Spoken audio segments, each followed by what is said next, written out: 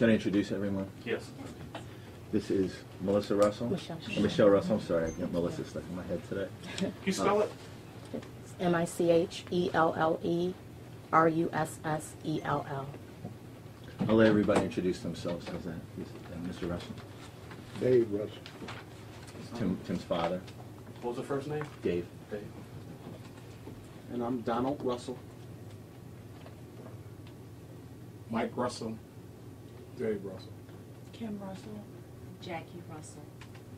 And just so we're clear, Don is a brother, Jackie is a sister-in-law, Mike Russell is a brother, David Russell Jr. is a brother. Did I miss anybody? And Kim Russell is also a sister-in-law.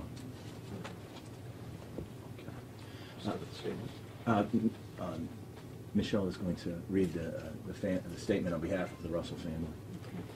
We've prepared a statement, and I just want to read it here. It says, "Our family is deeply grieving the loss of our loved one, Tim.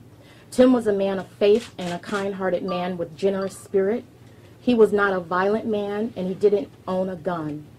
Those who knew him know that he was not carrying a weapon at any time during this ordeal.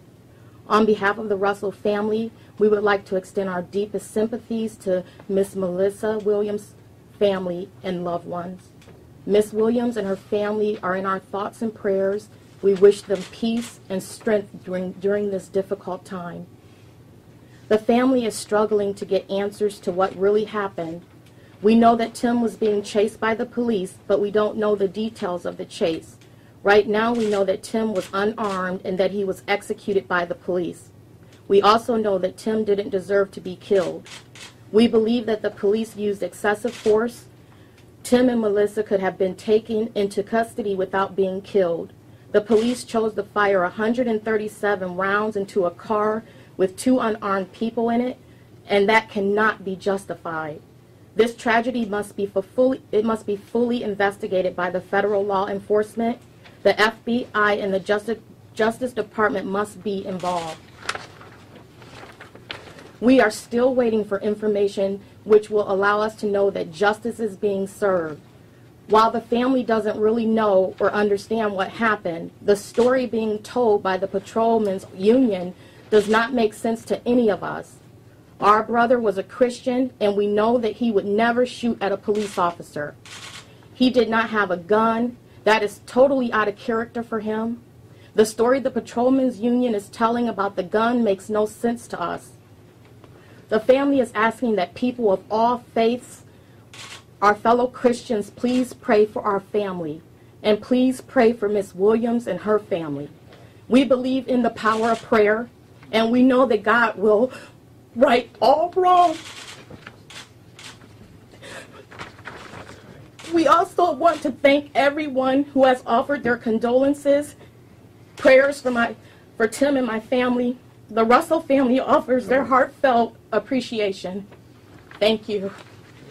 What was your reaction when you found out that Tim was in this car and with the woman and died in such a way? What was your reaction at that moment? I couldn't believe it. I was thinking that whoever was in the car with him had to be the person that was shooting, because I knew that my brother would have never done anything like that. So that's what I was thinking. In my mind, I'm thinking that cannot be my brother. Now, the police officer on the sidewalk and some of those in the Justice Center maintained that they heard a gunshot. Is it possible that, for instance, it was a backfire from a car? Did he have any problems with his car that you were aware of that might have caused that?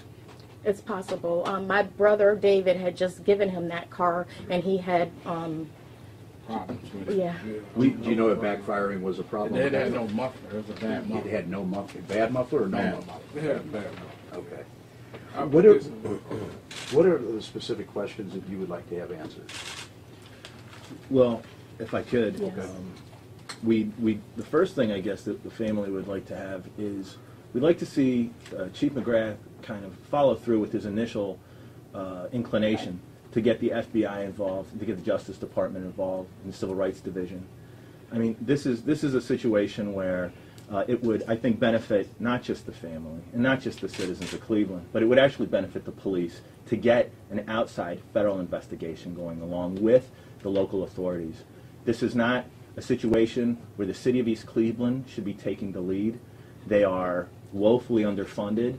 That department has had a history of problems and troubles, and it isn't going to serve anyone's purpose for the city of East Cleveland to conduct this investigation when we've got the FBI and the Justice Department to come up with answers in terms of just how did this happen. And What questions do you have regarding the pursuit, whether it was within the guidelines of the City of Cleveland's policies and the use of force at the end and the number of gunshots that were fired? well, in terms of the pursuit, I think even Chief McGrath has indicated that this pursuit was outside of their policies and procedures.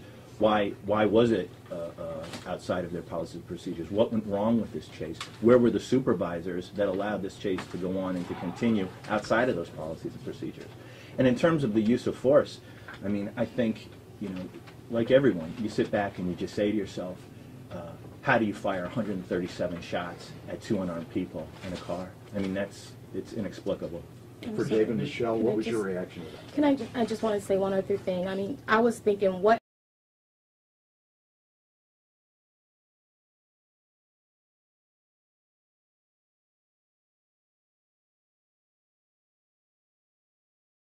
they just started shooting.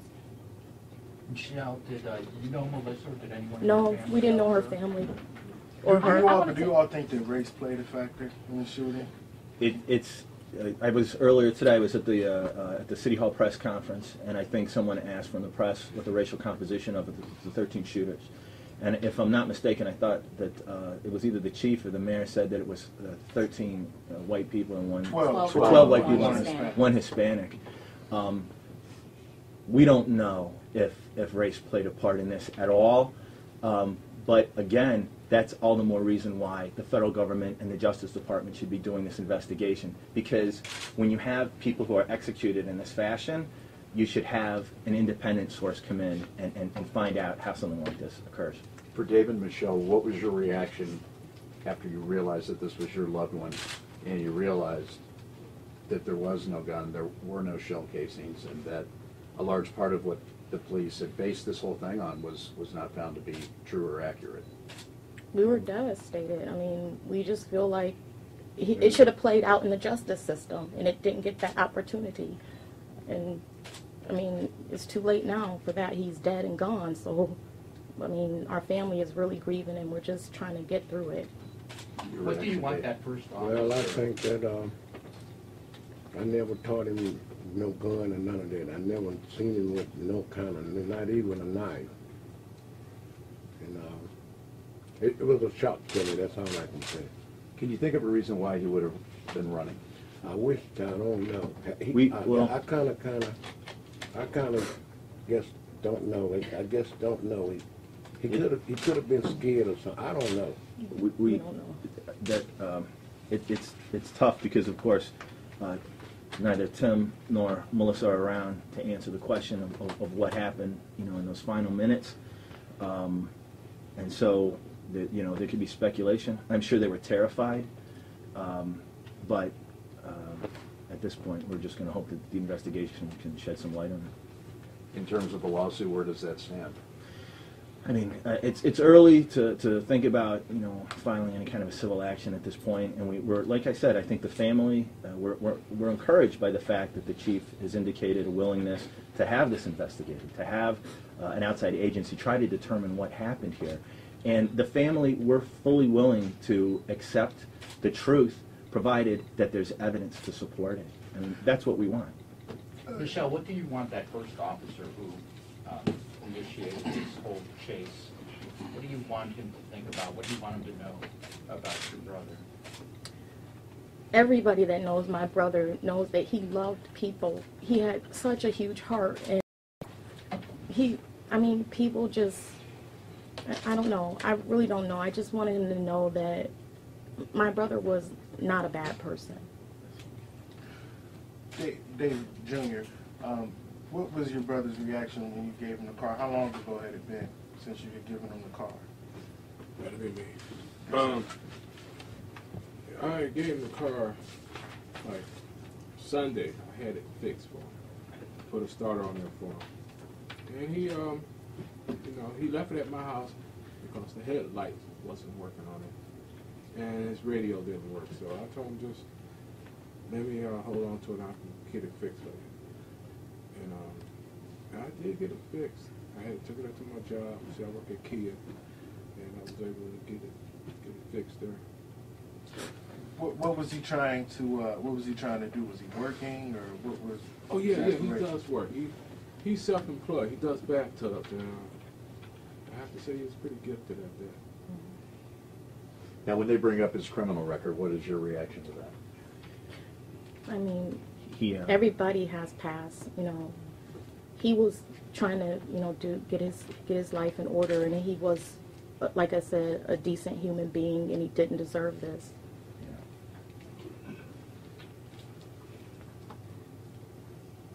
I know you said as a family you did not know Melissa. Do you know where they could have met, or? No. No. Have you had a chance to talk at all with her family? No. Have you all talked to? Have any of the civil rights organizations been in touch with the family up until this point? not yet, but we expect, I believe that the NAACP has indicated a willingness to cooperate and to help us, and we certainly welcome that.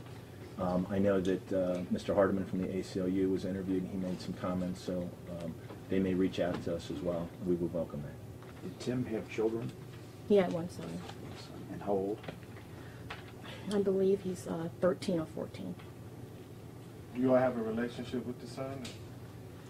No, it was not really. I mean, we do a little, but with Tim's presence, not, you know. Are you guys aware of the vigil that's going to happen at 4 o'clock? We did hear about it today. What do you think of that? We would love to participate in it.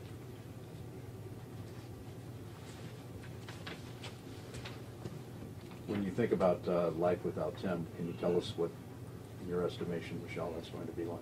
It's going to be difficult because my brother was my biggest he was my biggest cheerleader. He was always saying, "My sister this, my sister that." He was always so proud of any accomplishments that I made, and I'm going to miss them.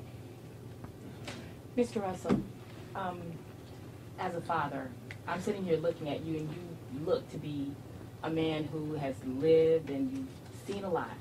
In all your years, could you have imagined anything like this, having to deal with something like this, and how do you really feel on the inside? Well, I can say that when I was young, I run from the police a couple of times, but what I did, though, I got away. I didn't get hurt. But I can say it looked like they should have been burying me instead of me trying to bury them. And I taught them how to work, and I did all I could do for that. And they all worked. I mean, every last one of them worked. And they all, I ain't never had to get them, a lot of them out of jail or nothing. And they kind of, I miss them. That's all I can say. Which one of you was the last one to have contact with Tim, and what was the scenario? What happened? That'll be me. And that was it this past Sunday?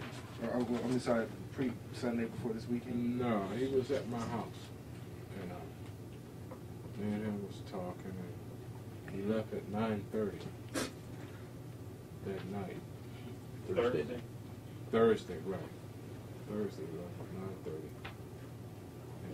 And We'd probably, because there may be a criminal investigation, we'd probably prefer to kind of keep some of those details, let the criminal investigation take its course as well. But Will you you did see all him an ever hour trust before. police again? Hmm? Behind this scenario, will you ever trust police again? I mean, there's good cops and bad. There's good cops and bad cops, yeah, to be we honest would, with you. I would. Yeah. I think that maybe this was more out of anger, or I don't know. I'm speculating. I don't know. But I know I wouldn't allow this incident to allow me not to trust police, because everybody's an individual. Everybody, then people are all different. We're all different. You And need your Justice Department. any given time. I think that individuals, you have to look at people for who they are, not just because a group of people chose to do something wrong. It doesn't make all police officers bad. What do you all want from the police union? Do you feel like you deserve an apology? Definitely. Absolutely.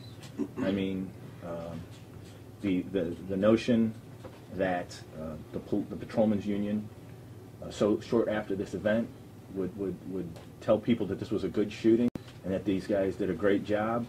I mean, that is just inexcusable. I mean, I can't tell you how much hurt that causes, I think, anybody with any sense, but especially this family. You know, you cannot, no one should leave the earth the way that these two people did.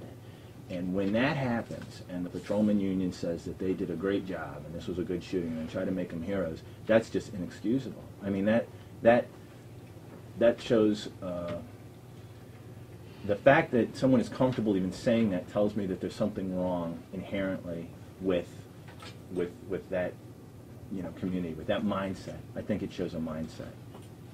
And I know that this all just happened, but have you all discussed anything in terms of a memorial service or funeral arrangements at this point? Yes, we have. We're actually having my brother's funeral this coming Saturday. It's going to be in Twinsburg. He grew up, we lived in Twinsburg, so we'll be having the services there at the Sanctuary of Praise on Haddon Road. Viewing is from 9 to 11, and the service will be at 11. And that's open to the public? Yes.